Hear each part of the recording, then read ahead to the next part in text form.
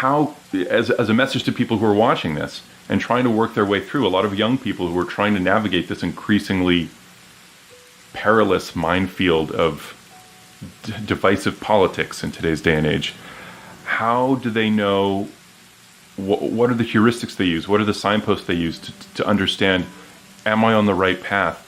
Is what I'm being taught or is what I'm being attracted to politically motivated from a sense of what's actually best for the community that I'm nominally caring for? Well, that requires, you might say, well, that requires careful meditation and prayer.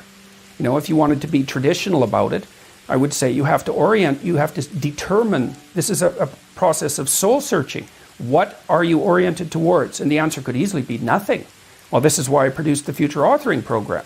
You got to be oriented towards something, because otherwise you're disoriented. You just spin around in circles and then you suffer, and so do people around you. It's not a good solution. Orient yourself towards something.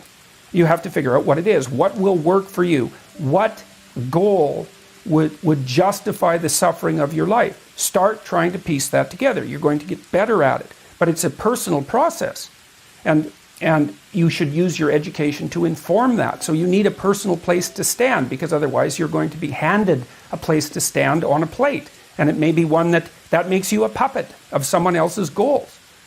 So I would say, you know, what are the processes? Well, I think what I've recommended to people is clean up your room. That's a good start. Organize your local landscape. Schedule your time. Start taking control of yourself. See if you can stop saying things you know to be lies. That's not the same as telling the truth. You don't get to do that to begin with, because you're not good enough at it to even attempt it in some sense.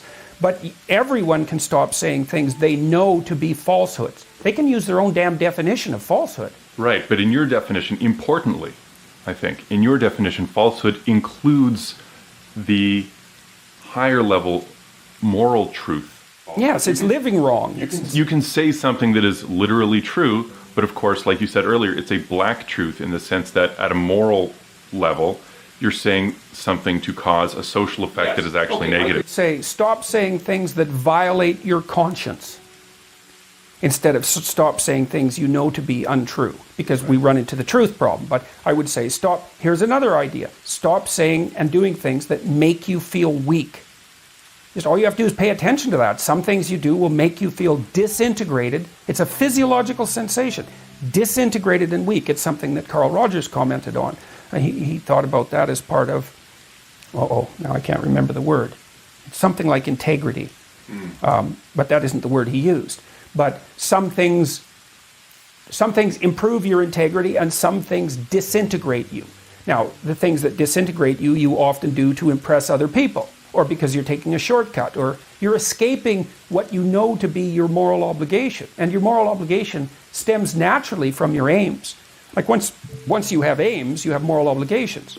They come together, because the moral obligation is what you need to do in order to obtain the aim. So, and if you don't have an aim, well, then you're aimless, so that's not a solution. So along with the aims come the moral obligations. Then when you violate the moral obligations, you'll have a sense of that violation. It's like, well, you have to stop doing that. Or that's something you could do. You don't have to. You don't have to do any of this. But I would say that's where people should start. You start small. It's not small. You think it's small. It's not small. I had a girl come up to me last night at the end of my talk, and this happens all the time.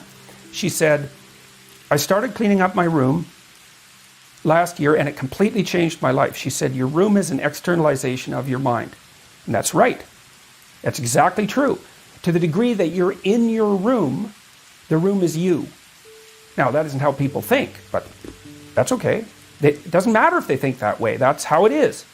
So straighten up what you can straighten up and quit saying things that make you feel weak. And then you'll know what to do next.